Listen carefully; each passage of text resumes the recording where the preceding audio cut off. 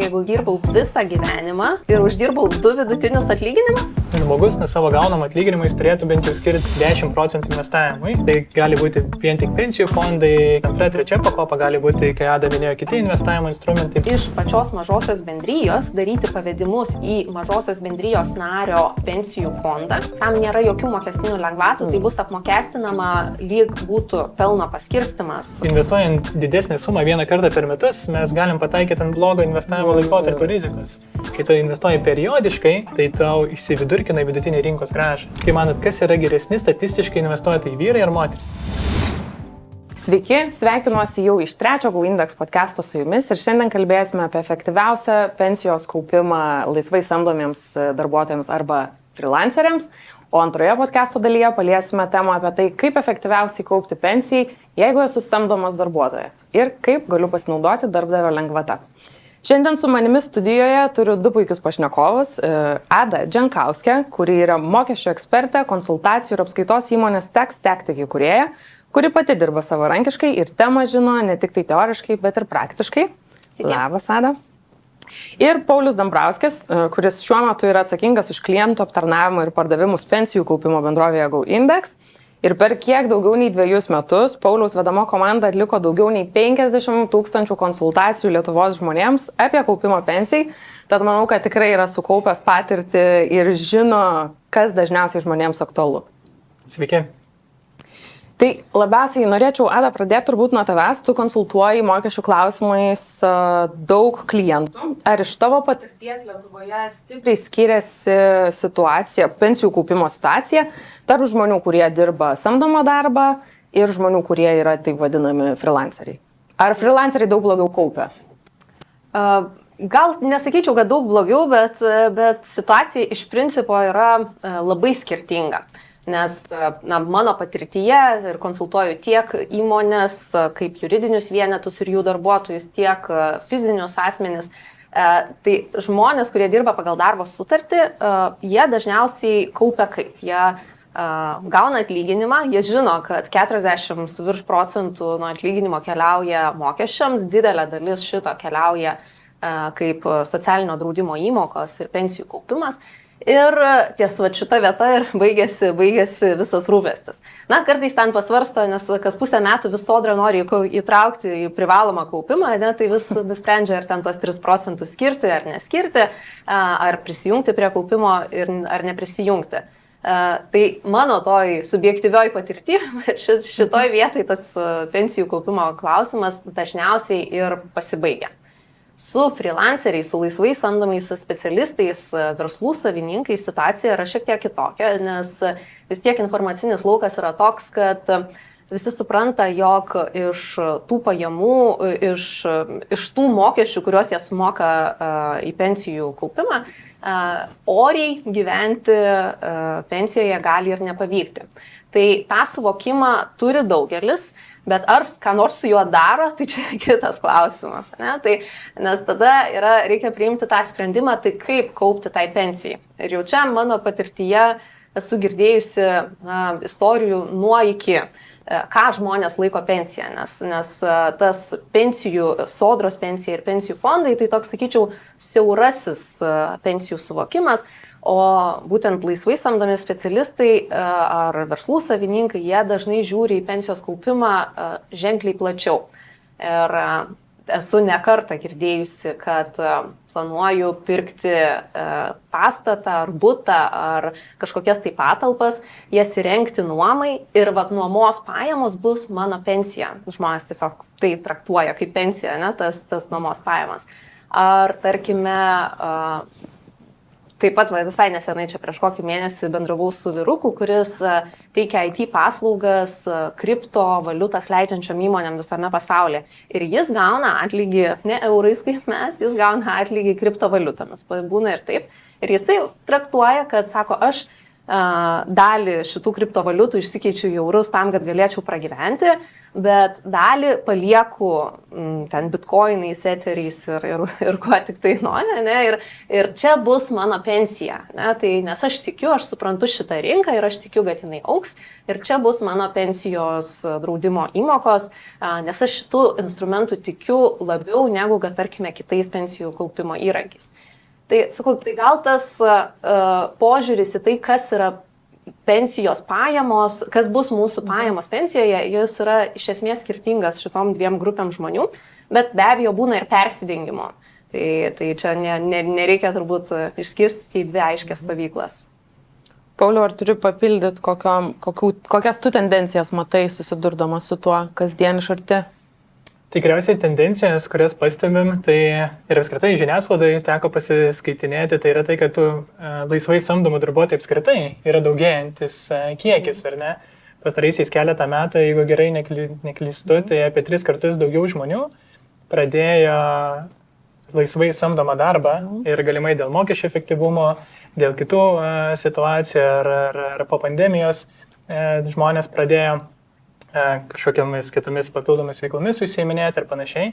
Tai pirma tendencija, kurią pastebiu, tikriausiai reikėtų papildinti, kad apskritai ta tema yra populiarėjanti ir todėl vienas iš tų dalykų, kodėl mes ir nusprendėm pasikalbėti tą temą, kad matome didelį užklausų arba žmonių kiekį, kurie konsultuotis registruojasi pas mus ir aktualus yra klausimas. Tai yra vienas dalykas, o kitas dalykas iš tų konsultacijų pastebim, kad tų žinių kartais pritrūksta. Žinom, ką susimokėti privaloma, bet ar tai yra efektyviausia ir kas man liks ateityje, tai kartais dar tų žinių trūksta. Supratau. Tai gal pakalbėkim konkrečiau, ar ne? Kokius mokesčius moka laisvai samdomi specialistai, ar ne? Ir kaip jiems skiriasi pensijų kaupimas. Ada parengė labai nuostabią lentelę, kurią matys žiūrovai ekrane. Gal plačiau pakomentuotum? Tai gal taip sakant, prieš nueinant į konkrečius mokesčius, kuriuos moka jau kiekvienos verslo vykdymo tipo, ne, žmonės, tiesiog reikia, taip sakant, norėčiau tokį intro padaryti apskritai, kokius mokesčius mokam mes kaip fiziniai asmenys nuo savo pajamų. Ir čia įskaitant ir freelancerius, ir netgi pagal darbo sutartį dirbančius. Tai mes mokam GPM, tai gyventojų pajamų mokestį. Tai gyventojų pajamų mokestis yra tas, kurį mes sumokam, būna 15, 20, kartais 32%, priklausomai nuo pajamų tipo. Ir tai yra mokestis, iš kurio mūsų savivaldybės finansuoja mokyklas, darželius, tiesia kelius ir užtikrina visas kitas viešasias paslaugas. Ką noriu pasakyti, GPM yra mokestis, kuris niekaip neįtakoja konkrečiai, mano pavyzdžiui, gerovės, ne? Tai, kad aš sumokėjau daugiau GPM, aš negausiu mano vaikai negaus geresnės mokyklos, negu kad tas asmuo, kuris sumokėjo mažiau GPM. Ir tada yra socialinio draudimo įmokos, kurios skirstosi į privalomąjį sveikatos draudimą, arba, kaip vadina žmonės, PSD, ir valstybinį socialinį draudimą, ką vadina kaip VSD. Tai privalomasis sveikatos draudimas, tai čia išskirčiau tą žodį privalomasis, ne, jis yra privalomas. Absoliučiai visi žmonės nuolatos gyvenantis Lietuvoje jį privalo turėti. Už vienus žmonės, pavyzdžiui, vaikus, pensininkus, neįgaliuosius ar kažkokius socialiai pažeidžiamus asmenis, šitą mokestį sumoka valstybė. Kiti tuo tarpu, pavyzdžiui, dirbantieji ar freelanceriai jį moka kaip tam tikrą procentą nuo savo pajamų. Tai tas procentas yra 6,98, labai keistas procentas, nežinau kodėl, ne 7, ne? Bet jisai yra toksai ir jisai užtikrina mums tai, kad mes, kai susilaužom koją, kai susirgam, kai kažkas mums atsitinka, mes nuvykstame į ligoninę ir mus gydo nemokamai. Ir kadangi mūsų valstybė yra nusprendusi, kad sveikatos apsauga turi visiems būti prieinama, ne, jeigu mes neturim draudimo, mūsų nepaliks gatvėje gulėti, ne, kažkokiam ligos patale, mus gydo visus, tai šitas privalomas sveikatos draudimas ir yra privalomas.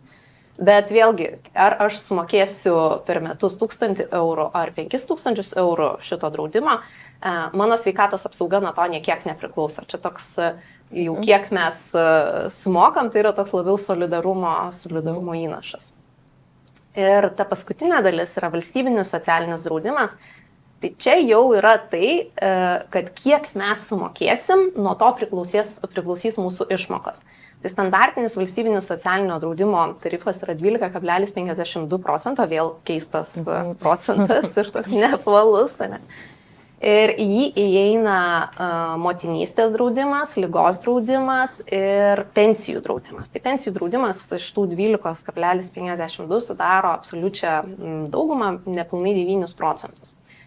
Ir šita dalis reiškia, kad mes mokėdami tuos beveik 9% nuo savo pajamų, proporcingai po to, kada nors galime tikėtis išmokų. Lygiai taip pat mokėdami, pavyzdžiui, motinystės įmokas kaip procentą nuo savo pajamų, po to gausime proporcingai didesnės arba mažesnės išmokas, kai jau, tarkime, įvyks tas motinystės draudiminis įvykis, jeigu jį taip galima pavadinti. Ne? Ir sakau, tai tas valstybinis socialinis draudimas ir jį reikėtų taip ir žiūrėti, kad kiek mes įnešime, tiek po to mes ir gausime. Tai sakyčiau, kad mūsų visoje mokestinėje sistemoje jis yra ganėtinai unikalus mokestis.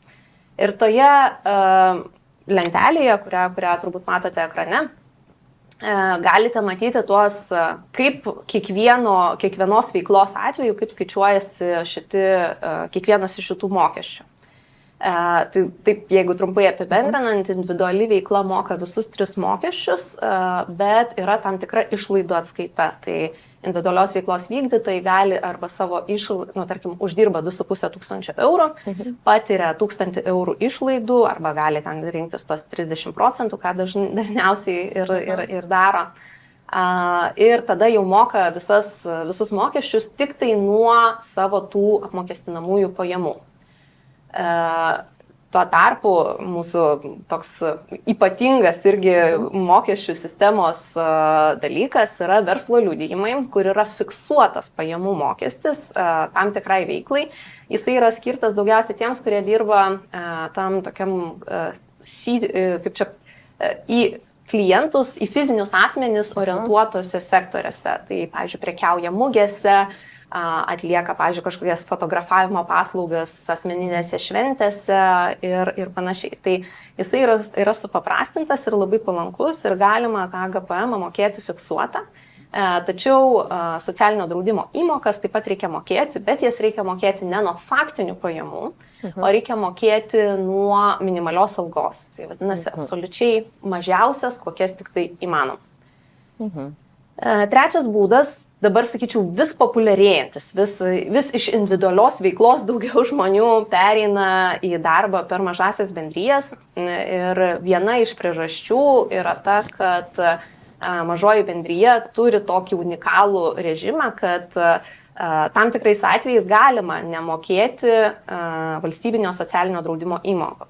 Tai yra, jeigu paslaugos yra teikiamos tik tai pačiai mažai bendrijai, lėšos išsiemamos per civilinę paslaugų sutartį, tai nuo tokių pajamų mūsų įstatymai leidžia mokėti tik GPM ir nemokėti nei privalomąją sveikatos draudimo įmokų, nei valstybinio socialinio draudimo įmokų. Tai reiškia, kad žmonės, iš principo daugybė žmonių, kurie dirba per mažasias bendrijas, pensijoms nekaupia visiškai. Ir palyginimui lentelę įdėjau ir darbo užmokesčio mokesčius, tai matysite pavyzdyje, kad jie yra ženkliai didesni, bet, kaip ir minėjau, nuo valstybinio socialinio draudimo įmokų dydžio, po to potencialiai priklauso ir išmokų dydžiai, tai čia taip reiktų žiūrėti tai kaip ne tik, kad įdedu, bet po to ir gaunu atitinkamai daugiau arba mažiau. Ačiū labai, Ada, už tokį išsamų pristatymą. Tai, Pauliau, tavęs tada paklausiu. Tai jeigu aš dabar esu freelanceris, dirbu su individualia veikla, moku Ados jau taip paminėtus mokesčius, tai yra VSD 12,5%, tai jau galiu būti ramus dėl savo pensijos, ar reiktų kažką vis tik tai pagalvoti papildomai? Tai tikriausiai drįsiu Ieva pasakyti, kad reikėtų kažką pagalvoti, labai tikėtina šitoj vietai, nes kad suprasti apskritai, ko galima tikėtis, išėjus į pensiją, galbūt paminėsiu trumpai, kaip apskritai susideda ta valstybinė pensija, sodrinė pensija, nes jinai susideda iš 2 dalių. Ir pirma dalis, tai vadinama bazinė pensija arba stažo pensija, sakykime, kuri mokama už stažą, tai yra kiekvienas žmogus mes dirbam, mokam mokesčius ar ne, kuriuos Ada ir pristatė ir matėte lentelėje, bet kad kiek mes įmokėjom įmoko, toje lentelėje matoma suma, jinai nėra, kad laukia mūsų. Mes už tuos įmokėtas įmokas, ar ne, mes gaunam tam tikrus taškus, prisijungus kiekvienas prie savo asmeninės sodros paskyros, galima tuos skaičius matyti, bet tada svarbiausia yra, kiek mes tų taškų gaunam ir kiek tie taškai bus verti ateityje. Tai jeigu žiūrėtum iš tos bazinės pensijos pusės, tai žmogus, kad gautų vieną bazinį stažą už 1 metus mokėjimo mokesčio, tai jis minimaliai turi sumokėti pensijos draudimo mokesčio, kaip Ada minėjo, tai bent jau už minimalų atlyginimą, kuris yra Lietuvoje. Tai jeigu žmogus, sakykime, dirbo trumpesnį laikotarpį arba sumokami mokesčiai buvo mažiau negu žmogus gaunantis minimalų atlyginimą Lietuvoje, tai žmogus net nebūtinai gali sukaupti vieną sodros tašką stažo pusėje. Ir šitą labai svarbu atsiminti yra todėl, kad kaip matėme lentelėje ir jeigu gerai pamenu iš Ados pasakojimą, tai pavyzdžiui per mažą bendryją žmogus net gali būti taip, kad jisai nemokės VSD, ar ne, visiškai. Tada gaunasi, kad jis nemoka pensijos draudimų įmokų, tai jo stažas bus nulinis, kol jisai nemokės. Ir gali būti taip, kad ilgų laikotarpių žmogus dirba, įsimoka savo pinigus ar ne, nemokėdamas VSD ir jis neturi valstybinės pensijos. Nes valstybinė pensija pasižymi tuo, kad bent jau žmogus turi būti sukaupęs 15 metų stažą, kad gautų minimalią bazinę pensiją, kuri šiai dienai yra labai arti 300 eurų, o ta normalioji ir standartinė pensija yra apie 34 metai stažą šiai dienai. 27 metų ta stažas keliauja į 35 metus. Tai, kaip pasakyti, čia yra viena dalis, ką mes gausim už stažą, bet kita dalis yra už tai, kiek mes sumokam papildomai mokesčių pensijos draudimui, mes dar kaupiam individualią dalį. Tai mes mokėdami individualią tos pensijos draudimo mokesčius, mums kaupėsi skaitos vieneto taškai. Ir čia viskas dar vyksta sodroje. Taip. Ką tu kalbė, ar ne? Taip, viskas vyksta sodroje. Suprantu, galbūt sudėtingas procesas, bet taip jau ta sistema yra mūsų sudaryta. Ir kai mes kaupiam sodrai tos apskaitos vieneto taškus, tai čia jau yra kaupimas ne nominalaus atlyginimo, bet nuo vidutinio darbo užmokesčio, kuris šiai dienai yra apie 2100. Tai, sakykime, žmogus, kad sukauptų vieną apskaitos vienetos tašką, jisai turėtų sumokėti tiek mokesčių į pensijos draudimą, kiek sumokėtų nuo vidutinio darbo užmokesčio dirbantis lietuvis. Tai iš Ados pavyzdžio, jeigu žiūrėtume pagal verslo liudijimą, kaip pavyzdys, dirbantis žmogus, jisai moka nuo minimalaus atlyginimo ir minimalaus atlyginimo mokant, tu sumokėsi tik pusę to pagal dabartinę situaciją, ką mokėtų vidutinį darbo užmokestį dirbantis žmogus. Tai jeigu žiūrėtume per tą prizmę, kiek žmogus gaus ar ne, tai yra dvigubai mažiau ta savo taškų. Ir jeigu žiūrėtume šios dienos prizmės, vienas taškas yra vertas 7,17 eurų ar ne prie savo pensijos, tai žmogus net dirbdamas ir kaupdamas per savo kaip verslo liudijimą, jis gali per metus sukaupti tik tais maksimaliai vieną stažą, tai kas metų stažą yra apie 1,5% apskaitos vieneto taško, kas yra tik tais 3,5 eurų. Tai, sakykime, būti tuo užtikrintam, ar ten su mažąja bendryje dirbtume, ar su verslo liudijimu, ar su individualia veikla, ką jie minėjai klausime, tai vien tik pasikliauti, kad moku mokesčius ir man to bus gana, yra šiek tiek optimistiška. Ir mano rekomendacija būtų žmonėms, kaip pasakyti, pasigilinti šiek tiek daugiau, kokia iš tikrųjų jo būtų valstybinė pensija ir kai pamatome tai, kaip pasakyti, tada sprendžiame, kiek mums reikėtų kaupti papildomai. Ir tai būtų antra pakopa ar trečia pakopa. Ir kaip Ada minėjo, pradžiai kažkokie kiti investavimo instrumentai, kurie taip pat gali būti tinkami. Nežinau, kiek aš pats esu analitikas, tai galiu dar daugiau skaičių suteikti, ko gali tikėtis žmonės, sakykime, tai nesitikėjau, kad galimai apie šitą klausimą sulauksiu klausimą. Tai jeigu labai... Taip, pasiruošęs Paulius atėjo su skaičiais. Tai nežinau, galiu paklausti ir jūsų, kaip įsivaizduojate, jeigu žmogus dirba 34 metus, kas yra dabar tas stažas, kuris yra nuo kada tik tais didėja nuo bazinio stažo, bazinė pensija, kaip įsivaizduojat, kiek žmogus gautų tos pensijos 34 metus dirbdamas ir mokėdamas minimalų atlyginimą arba tos bendrosios dalies, valstybinės dalies, kaip įsivaizduojat? Čia jeigu visą laiką, žodžiu, 34 metus mokėjau VSD nuo minimalios algos. Tai bazinė pensija, kokia jinai sudaryti. Nu, tik sakybiau, kad beveik 300 eurų. Aš galvoju, kad Tai turiu. stebiu, kiek gerai klausotės. Tai Ada labai teisingai pasakė, tai yra 298,45 € šiai dienai, bet jeigu žiūrėtume, žmogus dar papildomai kauptų ar ne 34 metus, 42, tai ta suma sudarytų apie 370 €. Tai jinai padidėja, bet kartais žmonės įsivaizduoja, mes dirbsim dar 8 metus ir mes turėsim labai didelę pensiją. Bet jinai padidėja, bet ne tiek, kiek mes visi kiekvienas norėtume. O jeigu žiūrėtume iš apskaitos vieneto taškų prizmės ar ne, tai sakykime 34 metus dirbantis žmogus ir tarkim uždirbantis vidutinį darbo užmokestį Lietuvoje, tai jisai galėtų tikėtis apie 541 € dabartinė situacija pensijoje. O jeigu žiūrėtume žmogus, kuris dirba visą savo kaupimo laikotarpį, galima tą darbą apie 42 metus stažą, uždirba dvigubai didesnį negu vidutinį darbo užmokestį, tai jo pensija sudarytų apie 970 € šiais dienos duomenimis. Ta prasme, 970 €, jeigu dirbau visą gyvenimą 42 ir uždirbau, metus. 40, labai daug dirbau, ne? Ir uždirbau 2 vidutinius atlyginimus. Kas Vidutiniškai. irgi 2. Taip, vidutiniškai kiekvienais metais žmogus uždirba 2 Prasme, tai vidutinius daug, atlyginimus, daug, taip, pakankamai. tai gaunasi apie 970 Tai čia kaip €. minimali alga, tai realiai Lietuvoje dabar, man atrodo. apie Tai va, 1000 tai va čia va, atsakant Ievai tavo į klausimą, tai ar galima tikėtis, kad ramiai dabar laukti pensijos ir nieko nedaryti, tai sakyčiau ne, nes žiūrint iš šios dienos perspektyvos, tai vidutinė pensija, kiek žmogus gauna, tai yra apie 40-45% nuo įprastai gaunamo atlyginimo, o finansų ekspertų rekomenduojama riba tai yra apie 70%, nes dažnai atveju vaikai jau būna išeina į gyvenimą, ten būsto paskolos visos išmokėtos, tai kad pragyvenimo lygis paliktų panašus, tai turėtų būti apie kažkur apie 70%, o šiai dienai turėtume kažkas apie 40-45, galbūt šiek tiek daugiau. Ok, tai jeigu aš esu freelanceris ir moku vat, tuos 12,5, tai kad išsilyginčiau su samdomais darbuotojais, tai tada turėčiau kaupti, pavyzdžiui, ir antroji, ir trečioji pakopoj dar pasirinkęs pats, kad jau taip tikrai užsitikrinčiau tą pensijų pakeitimo normą geram pragyvenimui. Taip, tik tas kaupimas kaupimui nėra lygus. Irgi čia galiu paminėti, todėl kad labai svarbu, kokios tos įmokos bus mokamos. Antroji pakopai taip yra fiksuotas kaupimo tarifas, ar ne, 3% nuo atlyginimo, nuo gaunamų pajamų, ar ne, bet valstybė prideda 1,5% nuo vidutinio darbo užmokesčio, bet kas liečia trečią pakopą, žmogus galvai pats gali spręsti individualiai.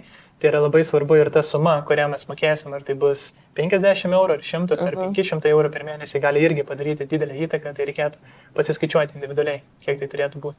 Tai galima pakviesti žiūrovus pasitikrinti savo pensijų kaupimo lygį GoIndex svetainiai, labai gera skaičiuoklė yra, aš esu skaičiavus. Rodė raudonai man, tai nuo tada labai intensyviai kaupiu, tikiuosi geresnio rezultato šiemet jau. Ada, tau tada turiu dar klausimą. Sakykime, esu influenceris, uždirbu per mėnesį 4,000 €, dirbu su individualia veikla, ar ne? Kaip tobulų atveju turėtų atrodyti mano pensijos kaupimas, kiek ir kur turėčiau atsidėti? Tai influenceris, kuris dirba su individualia veikla, jisai moka mokesčius pagal tą formulę, ne, kad greičiausiai 30% savo pajamų laikys išlaidomis, tai nuo 4,070 bus apie 3,000 €, ne, kažkas tokio. Ir nuo 3,000 € jisai mokės GPM ir nuo 90% nuo šitos sumos, tai 2,700 €, ne, kažkur jisai mokės 12,52 VSD įmokų, iš kurių beveik nepilni 9% bus į pensijų kaupimą. Ir jis gali dar pasirinkti papildomus 3% prisidėti papildomai ir šitas galioja tiek laisvai samdomiem žmonėm, tiek darbo sutartis turintiems, galioja visiems. Visi papildomi kaupimai, tai jau turbūt yra asmeninio to pasirinkimo klausimas. Ne? Ir tas tobulas kaupimas yra kaip tobulos atostogos, ne? Visi vienam prie kūdros pas močiutę, kitam yra Maldyvose 5 žvaigždučių viešbutis. Ir čia turbūt tai, ką Paulius minėjo, kad reikia nuspręsti, tai kokios mes tos pensijos norim ir jeigu mes vadovaujamės tą 70% pakeitimo normą, jau pagal tą formulę, kuri mokesčių sodrai mokėjimo formulė yra aiški, o ta, kiek mums trūksta, tai turbūt yra kiekvienam individuali. Tai tuomet reikia nusispręsti tą savo trūkumą, kuris yra kiekvienam individualus pagal tai, kiek aš metų ruošiuosi dirbti dar ir kokią dalį galiu atsidėti pensijai.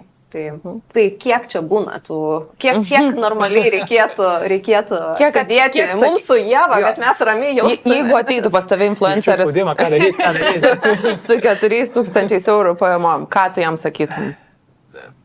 Pirmas dalykas, pažiūrėčiau žmogui į veidą ir pažiūrėčiau, ar jis dar jaunas ir dar turi laiko tam kaupimui, ar jis jau šiek tiek vėluoja tą patį traukinį ir nori pradėti tik tai kaupti, nes jeigu šiaip žiūrėti iš tos bendrosios pusės, tai žmogus nuo savo gaunamą atlyginimą jis turėtų bent jau skirti 10% investavimui. Ir tai gali būti vien tik pensijų fondai, kaip pasakyti, antra, trečia pakopa, gali būti, kai Ada minėjo, kiti investavimo instrumentai, bet žmogus turėtų atsidėti savo ateičiai bent 10%. Ir tai turėtų daryti jau jaunas žmogus, savo pirmo darbo ar ne, bet dažnu atveju, ką mes pastebėjom ir iš registracijų žmonės, kurie registruojasi ir konsultuojam. Su Ieva, jau nebe visai jaunas. Tai kurie vėluoja šiek tiek į tą pensijos kaupimo traukinį, tai kartais reikia net ir dar daugiau.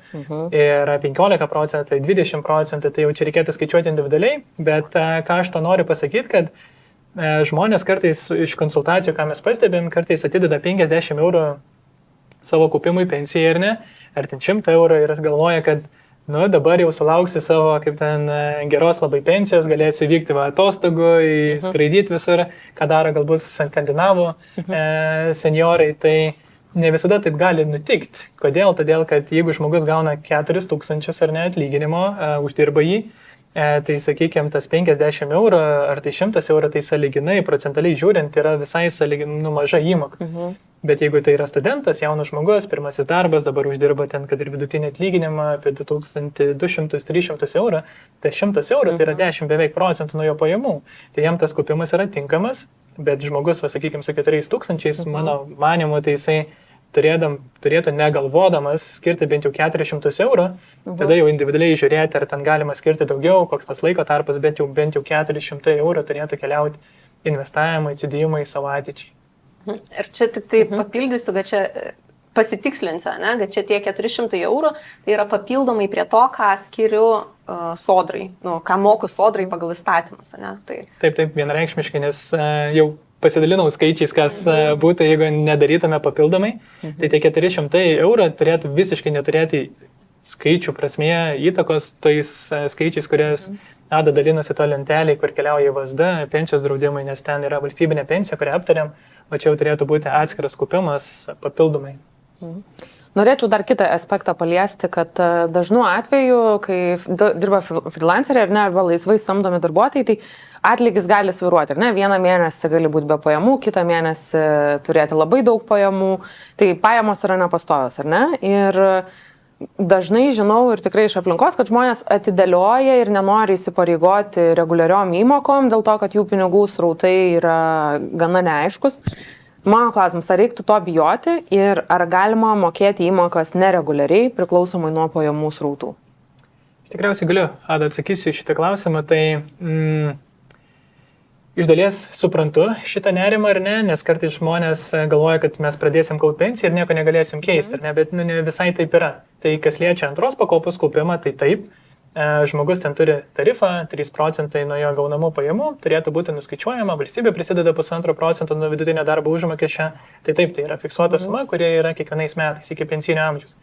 Bet iš tos prizmės vertinant, tie 3% nuo gaunamų pajamų yra tiek mažai, kad mano nuomonė, jeigu norim sukaupti 70%, mes ją tiesiog turėtume pamiršti ir tai turėtų būti kaip higiena, kad tai yra kažkas kaupėsi, ar ne? O kas liečia tą pagrindinį kaupimą, kurį žmonės jau turėtų papildomai rūpintis ir tą sukaupti tikrąją pensiją, kurią jie nori, o ne kaip bus tas išgyvenimui, o gyvenimui, taip pavadinkim galbūt, tai tada jau žmogus turėtų atsidėti papildomai. Ir tas, pavyzdžiui, trečios pakopos kaupimas, pensijų fondai, tai yra vienas iš tiek mokestinė aplinka efektyviausių būdų, tiek ir vienas iš populiariausių investavimo instrumentų Lietuvoje.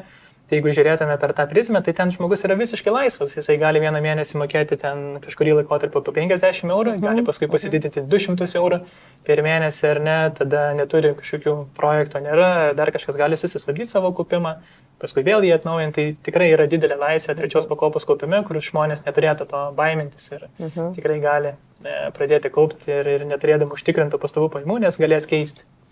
Aš pati esu fanė trečios pakopos, tai man labai sunku tas mėnesinės įmokas daryti, bet aš tiesiog metų gale tą 1500 įdedu ir vėl rami būnu per kitus metus, bet Jonas sakė, Ieva, per tuos metus nesikaupia tau, tai yra ant viršaus neauga, kol tu neįdedi tų pinigų anksčiau.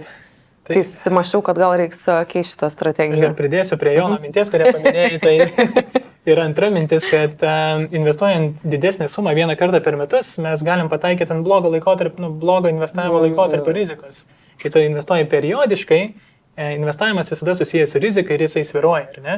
Tai sakykime, kai tu darai tai periodiškai, tai tau įsividurkina vidutinį rinkos grąžą, nes tu gali pataikyti ant, tarkim, kai akcijos ar kažkas yra labai subrangę, tai tavo investicinė grąža bus galimai automatiškai šiek tiek mažesnė ir ilgesnėje perspektyvoje. Tai jeigu yra galimybė, Ieva, pačiai rekomenduočiau tikrai kaupti periodiškai, jeigu nėra ten gaunamas didesnės pajamos metų pabaigoje, tai viskas tvarkoja, geriau tą daryti, negu nieko nedaryti. Taip. Bet tikrai rekomenduočiau periodiškai dėl kad įsividutinį, nepriimti to blogo laikotarpio investavimo rizikos. Dabar, man atrodo, kaip tik gal pats laikas būtų pervesti tą pusantro. Jeigu aš gerai suprantu, tai tas periodinis investavimas, tai jisai, ne tik pensijų fondams, realiai visiems investavimo instrumentams, kurie priima šitą. Tai čia tokia finansinė higiena ir, tarkime, čia gal daug dabar kalbam apie pensijų kaupimą pensijų fonduose, bet tai, kaip ir minėjau, daugelio žmonių galvose tai yra tik vienas iš instrumentų. Tai tas pats investavimas į kažkokius fondus, į indeksus per investavimo platformas, jisai lygiai taip pat gali būti kaip vienas iš instrumentų kaupti ateičiai ir lygiai taip pat, kaip čia visi finansinio raštingumo vadovėliai pasakys tą patį, susikurkit įprotį, darykit kiekvieną mėnesį. Jeigu nesvarbu, kurį instrumentą pasirinksit, svarbiausia, kad darytumėt tai nuosekliai ir kad tai nebūtų kažkoks trumpalaikis efektas. Visiškai sutinku su šito, tik tais būna Lietuvoje populiaru, kaip pasakyti, investuoti nekilnojamą turtą, tai kas mėnesį nekilnojamą turtą gal nenupirksi. Tai bet yra fondų su NT susietų. Mes, kolegos, tuoj prieisim prie šitų klausimų, bet aš dar noriu jūsų nepaleisti nuo tos lentelės, kurią mes aptarnėjom. Ir dar turiu tokį klausimą. Investavau ją ruošiant, tai nepaleiskim. Kai turiu mažąją bendriją ir galiu rinktis ar mokėti VSD, gal man apsimoka iš mažosios bendrijos sąskaitos kaupti trečioj pakopoj, verčiau negu kaupti sodroj ir gal optimalu tiesiog nemokėti VSD, bet kaupti trečioj pensijų pakopoj. Čia provokuojantis toksai klausimas, atėjęs iš mano Instagram sekėjų. Tai gal čia tas įsivaizdavimas, kad yra labai platus pasirinkimas, tai visi pasirinkimai kaupti ar nekaupti, mokėti ar nemokėti VSD įmokas, jie yra apriboti įstatymu, bet yra galimybė turėti tokią verslo struktūrą, kad įmokos VSD nebūtų mokamos, jeigu esu mažosios bendrijos narys. Ir ar optimalu, tai vėlgi čia kiekvienam yra turbūt asmeniškai, bet iš pačios mažosios bendrijos daryti pavedimus į mažosios bendrijos nario pensijų fondą, tai bus tam nėra jokių mokestinių lengvatų, tai bus apmokestinama lyg būtų pelno paskirstimas akcininkui, mažosios bendrijos nariui. Ir ekonominės logikos ar kažkokios tai mokesčių sutaupimo šitoj vietoj tikrai nėra. Tai lygiai tiek pat mokesčių bus sumokėta, jeigu mažoji bendryje išmokės lėšas mažosios bendrijos nariui asmeniškai ir tada jis jau iš savo asmeninės sąskaitos jau darys tas kaupimo įmokas į pensijų fondą, indeksus, fondus, kažkokius kitus ar kaups pradinį įnašą nekilnojamam turtui. Tai ekonominės logikos šitam nėra, tik tai ir dar ką paminėčiau, tai visada būkite atsargus darydami mokėjimus ar pirkimus iš mažosios bendrijos sąskaitos, kurie susiję su fizinio asmens poreikiais ar gerovė, nes to įstatymai neleidžia. Jeigu esate vadovas, jūs esate atsakingas už tai, kad mažosios bendrijos lėšos nebūtų švaistamos. Ir jeigu yra tenkinami asmeniniai poreikiai, o pensijų fondas būtų asmeninis poreikis, tai už tai grėsia atsakomybė. Ir tikrai rekomenduočiau kelis kartus pagalvoti prieš darant pavedimus į pensijų fondą, ar perkant asmeninius baldus ar keliones iš įmonės lėšų. Kitas dalykas, ką dar norėjau paklausti, čia dar vienas toks provokatyvus klausimas, ar apskritai galiu kaupti tik tai 2 ir 3 pensijų pakopoj, bet nekaupti sodroj? Ar čia iš vis techniškai įmanoma? Dar kartelį? Ar apskritai galiu kaupti tik 2 ir 3 pensijų pakopoj, bet nekaupti sodroj? Galiu. Tikriausiai. Jo, bet galima. Galima. Tai galima keliais scenarijais. Tai vienas dalykas yra tai, ką paminėjo Ada ir toj lentelėje, kaip visi matėm, jeigu yra prie VSD ir pensijų įmokų nuliukai, ar ne, tai vadinasi mes valstybinės pensijos ir nekaupiam, nes nieko nemokam VSD. Bet tai yra vienas dalykas, tai toks yra galimas. Kitas yra dalykas toks, kad žmonės, kurie uždirba didelės pajamas ar ne, yra numatyta, kad kai pasiekia 60 vidutinio darbo užmokesčio atlyginimą, per metus jie pasiekia VSD lubas. Tai, sakykime, turim tokių žmonių ir savo klientų tarpe, tai yra tai, kad metų eigoje jie nustoja mokėti įmokas, VSD įmokas ir tuo pačiu metu nėra mokamos papildomos įmokos į pensijų fondą, sakykime, 3 pakopai. Nes jeigu nemokam VSD, tai ir nėra mokamos įmokas į 2 pakopos fondą. Tai tokiem žmonėm irgi kartais reikia įsivertinti tai, nes žmonės sako, kad aš kaupiu ar ne 2 pakopoje, bet žiūrint, kadangi jo atlyginimas yra didelis, jisai kaupia gal tik pusę metų. Ir tada kitą pusę metų jam reikėtų pačiam pasididinti savo įmokas, sakykime, kad tą atpirkti į 3 pakopos pensijų fondą. Tai tokia galimybė egzistuoja. Tai galima kaupti 2, 3 pakopai nemokant sodrinių mokesčių, bet taip reta situacija ir dažniausiai žmonės, jeigu jau kaupia 2 pakopai, tai dažnai atveju būna ir kad kaupia ir valstybinę pensiją. O dar taip finalizuojant temą apie laisvai samdomus, iš viso to, ką girdžiu, negirdžiu jokių lengvatų, kurios būtų freelanceriams naudingos. Žinau tik tai darbdavio lengvatą. Ar turim kažkokių lengvatų, ar galioja tos pačios?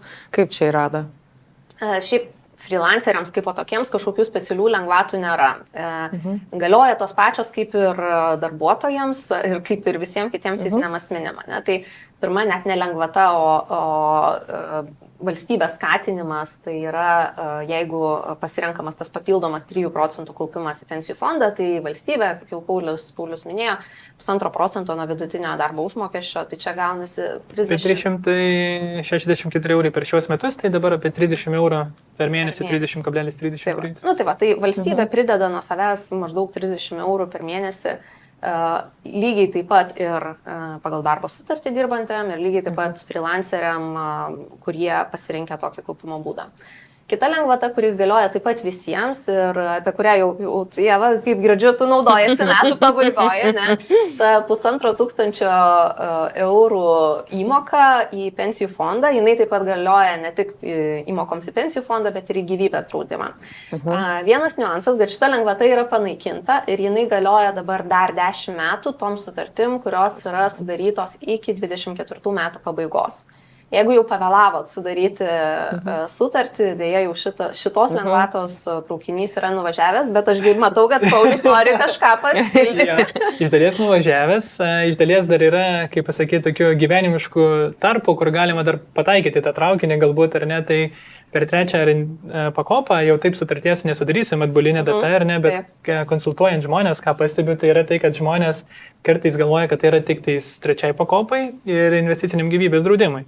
Bet čia ta pati lengvata yra galioja ir 2 pakopos įmokoms, jeigu jos būtų papildomos. Ne va tie 3,5% standartinio ar ne, bet sakykime žmogus dabar tik susišvietė man pradėti domėti savo pensijos kaupimu ir aš noriu naudotis tą GPM lengvatą, bet pavėlavau iššokti traukinį per 3 pakopą, investicinį gyvybės draudimą, bet turiu 2 pakopą. Tai žmogus, tą 2 pakopą... 2 pakopą beveik visi turi. 1,4 milijono žmonių turi bent 1 € savo kaupime, tai Tai Kiek manau, daug skaičių.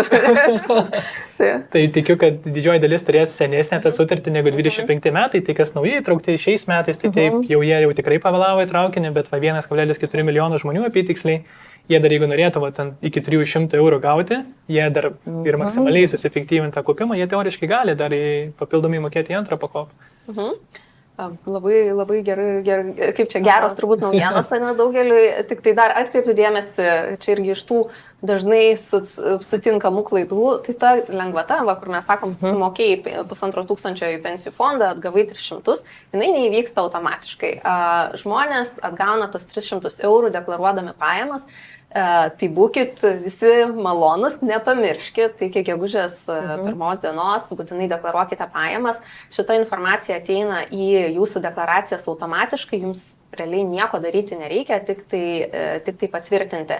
Tai bent jau prisijungkit, pasižiūrėkit, nes nuolatos susiduriu su to, kad tiesiog žmonės žino apie lengvatą, bet dėl kitų priežasčių nereikia deklaruoti pajamų ir to nepadarius tos lėšos yra prarandamos.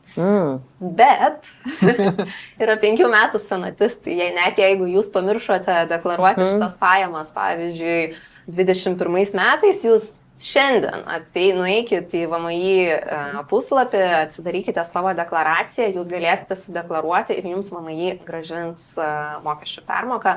Tai taip sakant, tik nepamirškit to daryti. Čia labai daug auksinės informacijos, ką tik tai buvo 5 minučių tarpe.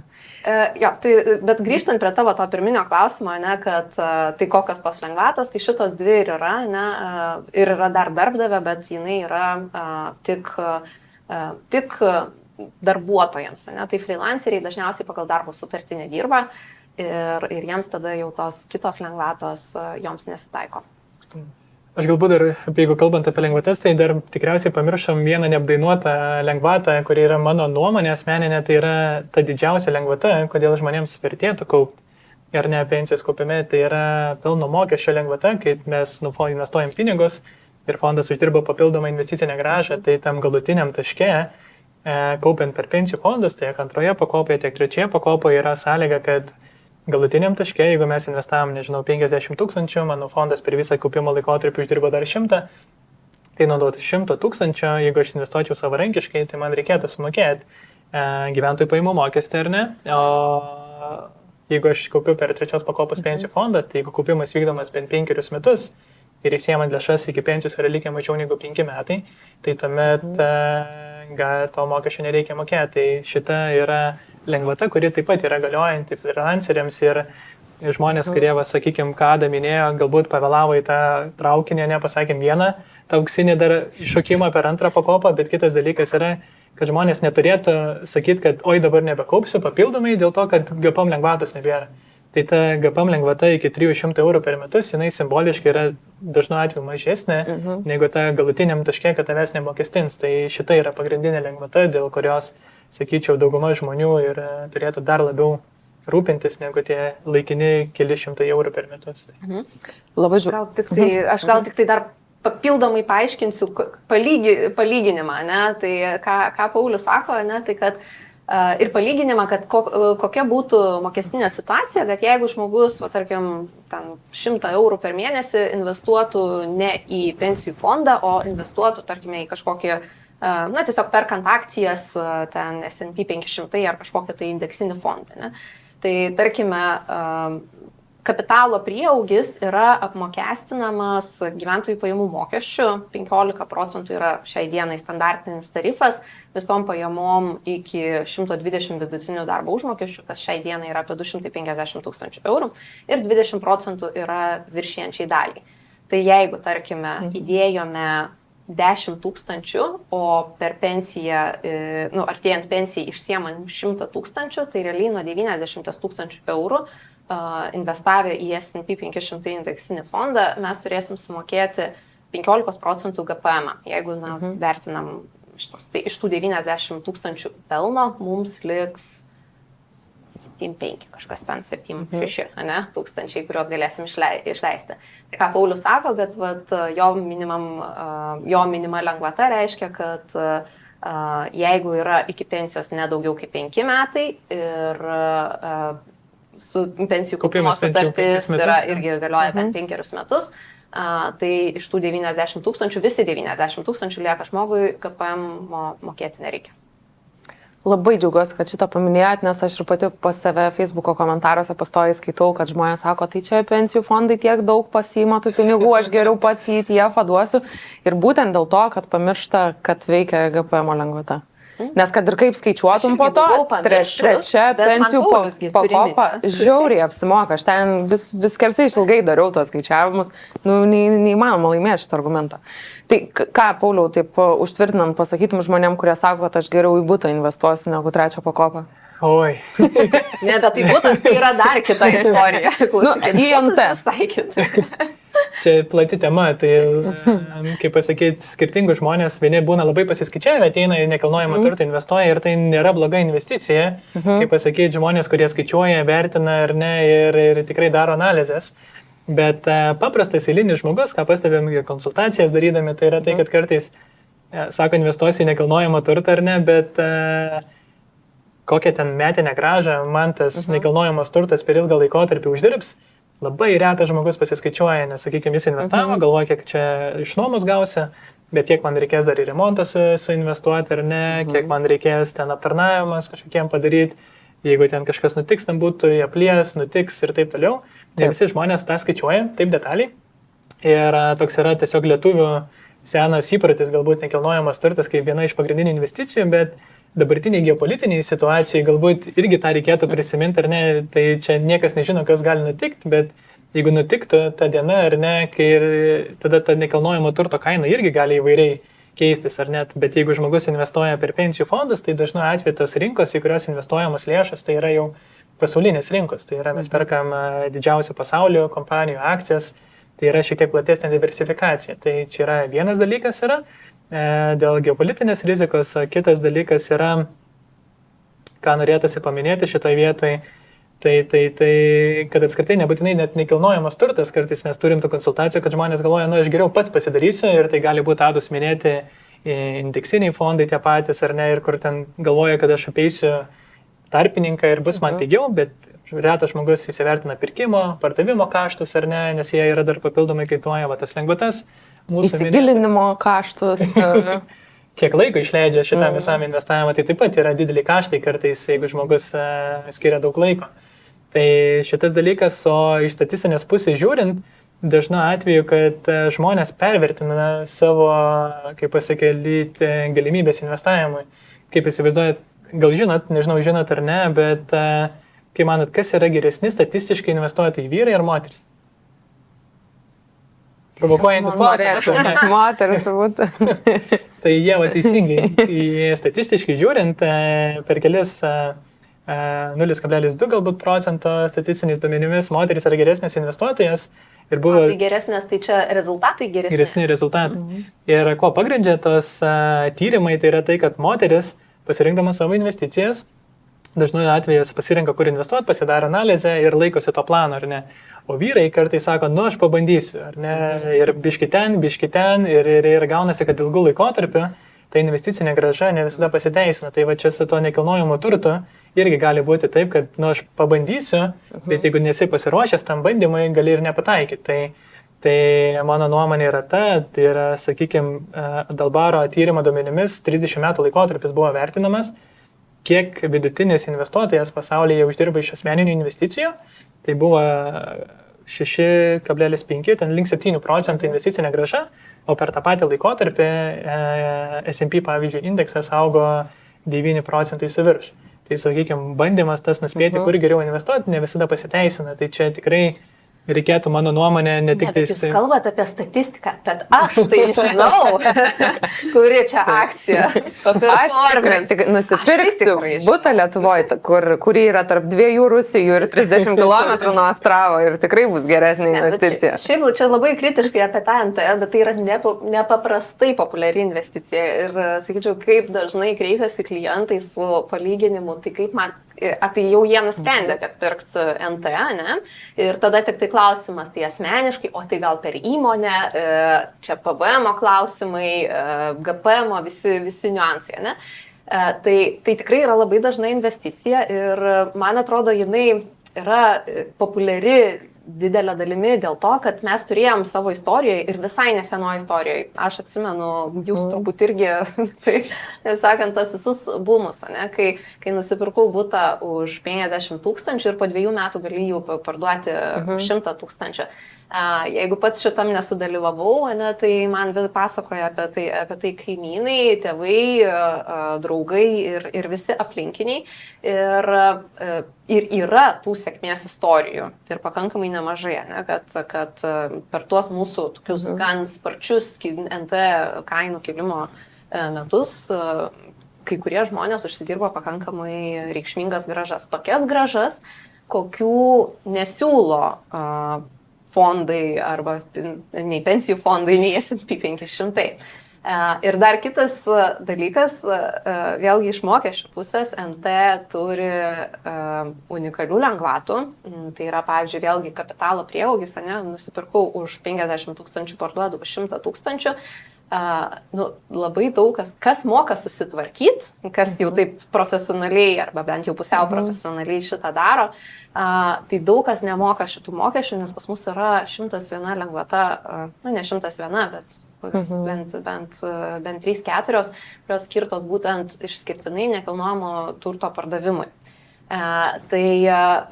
Tai vienas dalykas, aišku, kad 10 metų išlaikius apskritai bet kokį nekilnojamą turtą, bet gyvenamosios paskirties nekilnojamą turtą realiai galima parduoti per pakankamai trumpą laikotarpį, jeigu tenais yra deklaruota gyvenamoji vieta.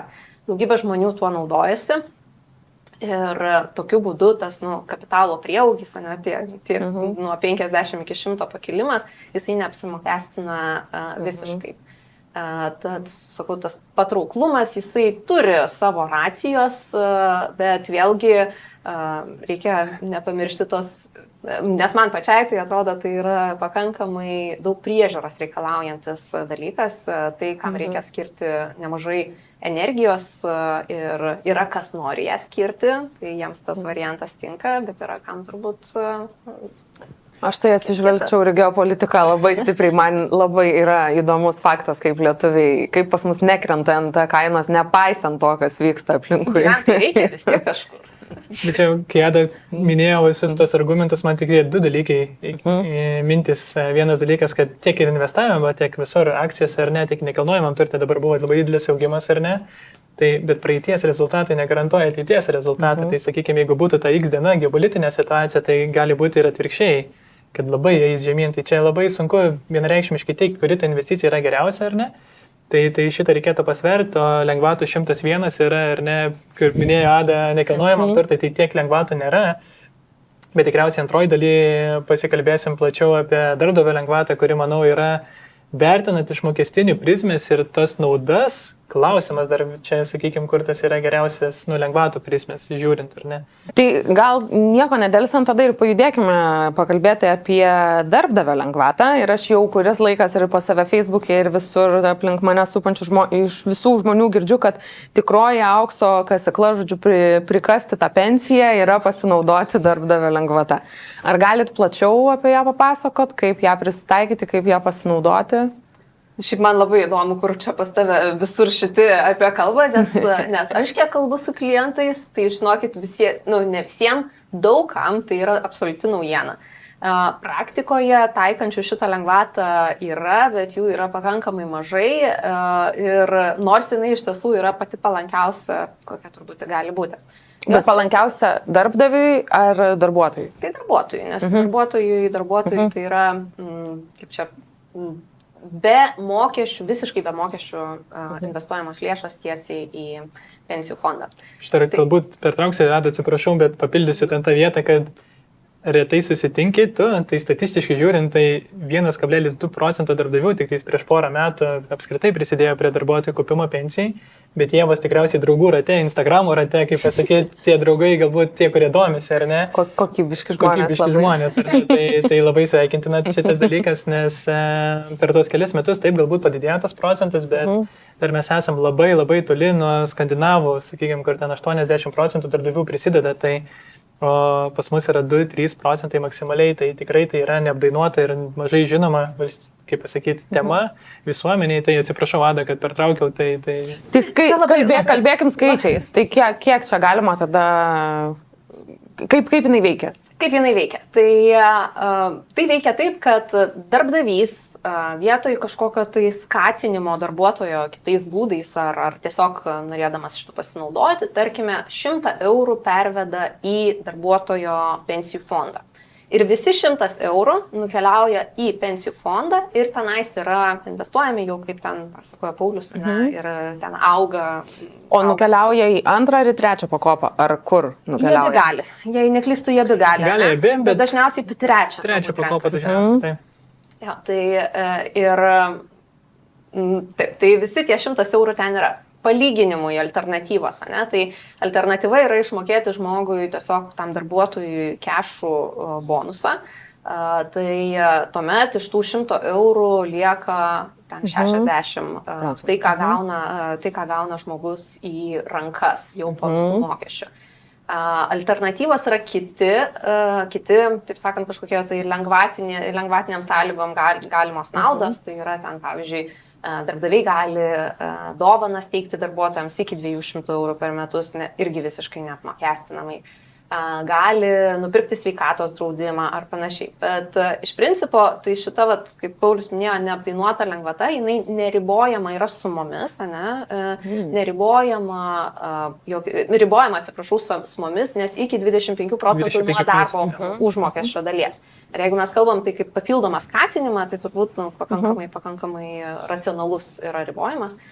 Ir visa ta, kaip čia, skirta lėšų dalis, jinai ir tuomet atsiduria jau kaupime. Ir kaip Paulius dar minėjo, pabrėžė, kad ta dar kita auksinė dalis, kad tie 100 eurų, kurie po 30 metų virs ten 1000 eurų, jie vėlgi bus neapmokestinami. Tai čia iš principo yra absoliučiai neapmokestinamos lėšos. Darbdavys nuo jų nemoka nei GPM, nei sodros, nei pelno mokesčio, nieko nemoka. Ir darbuotojas lygiai taip pat irgi jokių mokesčių nemoka. Čia yra toks vienas palankiausių būdų skirti lėšas darbuotojų pensijos sistemai gerinti. Kaip aš galiu tą lengvatą gauti? Ar galiu, pavyzdžiui, einant į darbo pokalbį, kai šnekuosi dėl atlyginimo, darbdaviui sakyti, aš noriu darbdavio lengvatą, kad man taikytumėt, nenoriu sveikatos draudimo, nenoriu kremdelio krem čekių už 200 eurų per gimtadienį, noriu, kad man į pensiją pervestumėt. Gali daryti taip man, ar turi būti visa įmonė kažkokioj pensijų kaupimo sistemai? Taip. Tai įmonė gali tai daryti, kaip pasakyti, tik tais įmonė turėtų būti susiforminusi tokį dalyką, kad mes apskritai kaip įmonė planuojam mokėti darbuotojams kaip įmokas į pensijų fondą.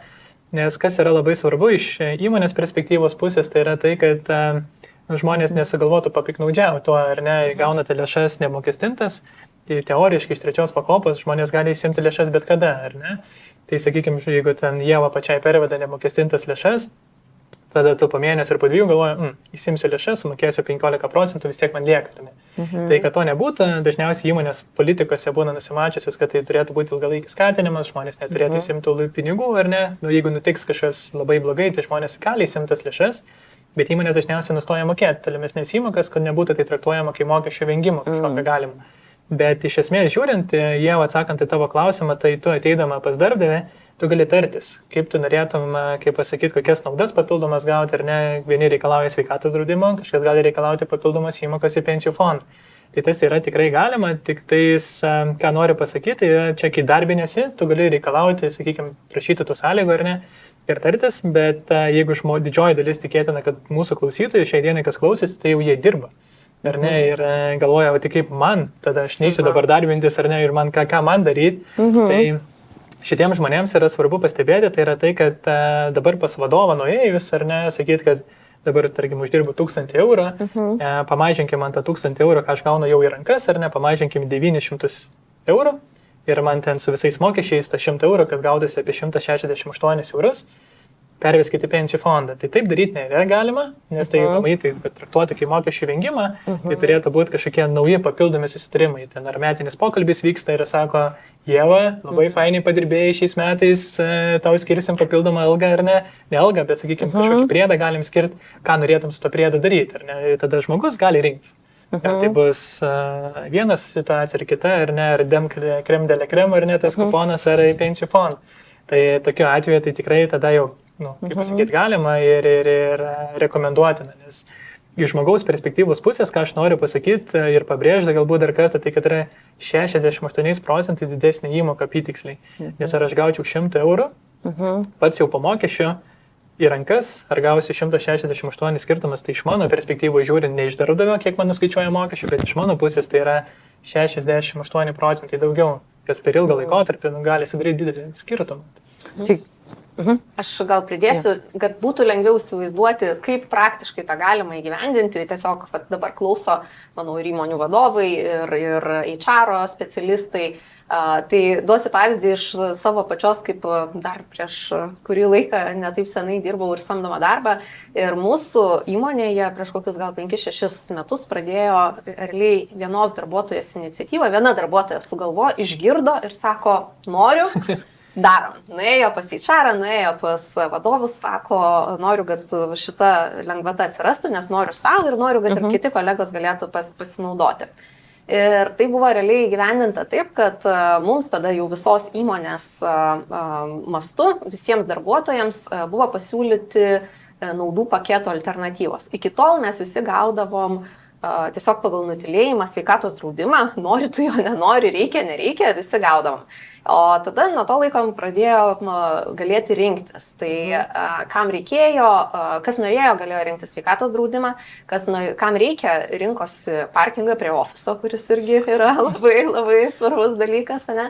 O aš asmeniškai, pavyzdžiui, rinkausi įmokas į pensijų fondą ir kadangi ten dar priklausomai nuo stažo, nuo pareigų, tos įmokos galėjo būti šiek tiek didesnės arba mažesnės, tai iš tiesų galėjau pakankamai kaip čia ženkliai prisidėti prie savo pensijų kaupimo. Ir tada įmonė tiesiog kiekvieną mėnesį darydavo įmokas į mano 3 pakopos pensijų fondą, į tą, kuriame aš jau turėjau sąskaitą. Ir ten poros metų eigoje prisijungusi prie tos savo savitarnos pensijų fondo jau pradėjau matyti, kad man pensijų fondas rašo, kad aš esu sukaupusi daugiau negu 99% to pensijų fondo klientų. Tai kas reiškia, kad tas prisidėjimas, nors jisai ten, pavyzdžiui, 1000 eurų ribose gal per metus būdavo, bet jis vis tiek būdavo ženkliai truputį didesnis, negu kad vidutinis statistinis kitas žmogus prisideda prie savo to kaupimo. Tai tikrai kaip aukso kasykla pensijai skamba šitą lengvatą. O tai aš, pavyzdžiui, galėčiau prašyti pas savo darbdavį ir mano bonusą padėti, kurį, pavyzdžiui, gauname ten, kaip tą 13 arba 14 atlyginimą, ar galiu tik tai kas mėnesinį nuo algos, pavyzdžiui, pakelia, man sako, 10% tau pakelsim atlyginimą nuo kitų metų ir tu sakai, ne, dėkit į pensijų fondą viską, ką čia būtumėt pakėlę. Tai kalbant apie tas papildomas premijas, ten metinės ar panašiai, tai priklauso labai nuo vidinės įmonės situacijos, kaip tie priedai papildomai yra skiriami. Nes, sakykime, jeigu tai yra jau suforminta jūsų darbo sutartyse, tai čia galbūt ir dar patikslins, ar konsultacijos metu galėsime mes ar mūsų partneriai, teisininkai pakonsultuoti tiksliau, bet esmė yra tame, kad jeigu jau tai yra labai aiškus atlyginimo premijos skirimo sistema, ką turi minį, kad jau yra prašyti, kad Ieva padarys tą ir tą ir tą, gaus tada tą ir tą, tai jau yra traktuojama labiau kaip atlyginimas, ar ne, nes jau yra tas susitartas, žmogus jau yra susitartos sąlygos, tas pats, kas darbo užmokestis. Tai šitą nukreipti nelabai būtų galima, ar ne, bet sakykime, jeigu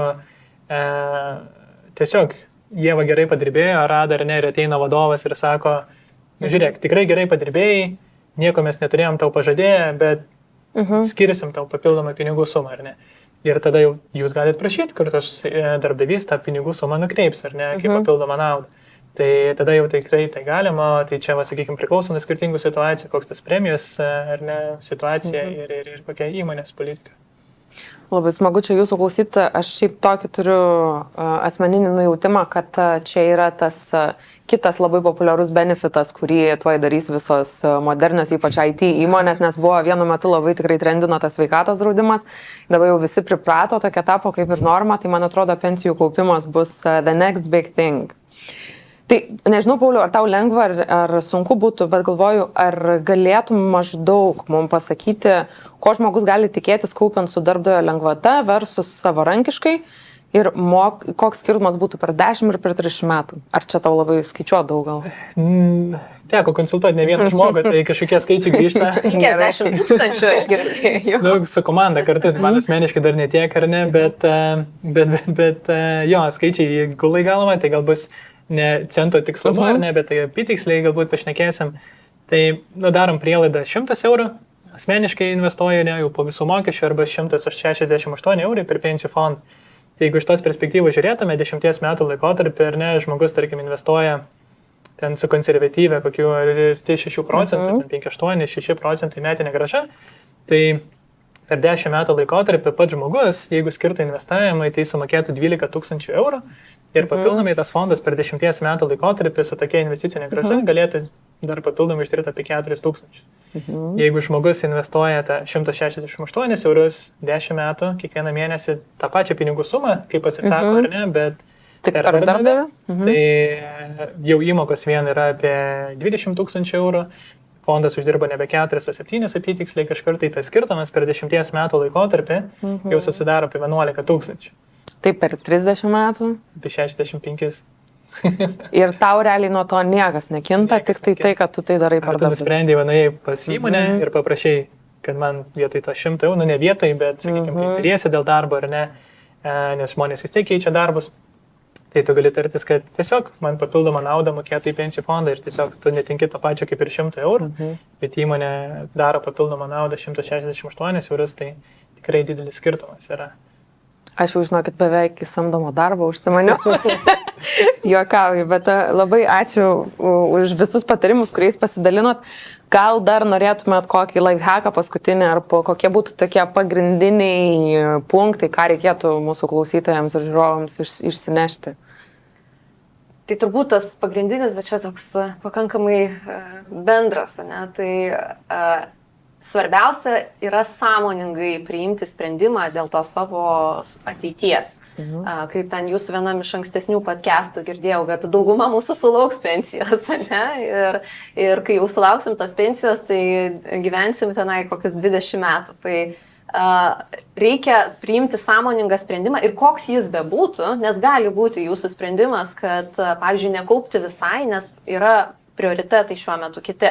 Arba kaupti tik tai sodros pensiją, nes tikiu, kad sodra manimi pasirūpins. Ne? Tai tie sprendimai, jie nėra vieni už kitus geresni, svarbiausia, kad jie būtų sąmoningi ir kad jie būtų tokie, kai jūs suprantam, kokios to sprendimo galimos pasiekmes. O tada jau, pavyzdžiui, jeigu priimam sprendimą, kad mums sodros pensijos neužtenka, nes turbūt daugelis girdėję, mane labai išgąsdino Pauliaus skaičius, ne?